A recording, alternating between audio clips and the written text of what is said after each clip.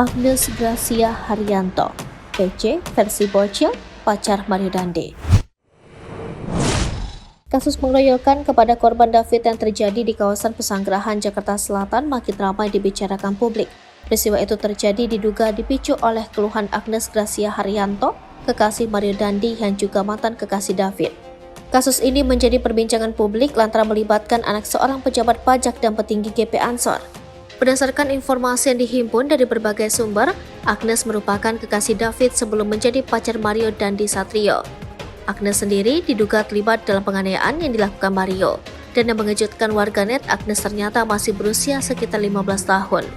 Kemudian dari informasi yang diunggah oleh akun Twitter Habib Ting, menjelaskan bahwa ternyata Agnes lah yang menghubungi David via WhatsApp untuk memberitahukan lokasi atau share lokasi tempat di mana David saat itu berada hingga akhirnya terjadi penganiayaan terhadap David oleh Mario Dandi Satrio. Agnes jugalah yang diduga menjadi orang yang turut merekam kekejaman Mario Dandi Satrio saat menghajar David. Kini banyak opini dari netizen jika Agnes merupakan sosok kunci dalam kasus penganiayaan. Hal tersebut karena Agnes diduga yang memberitahu Mario tentang sesuatu hal yang dirahasiakan, hingga membuat Mario marah dan berakhir dengan menganiaya David.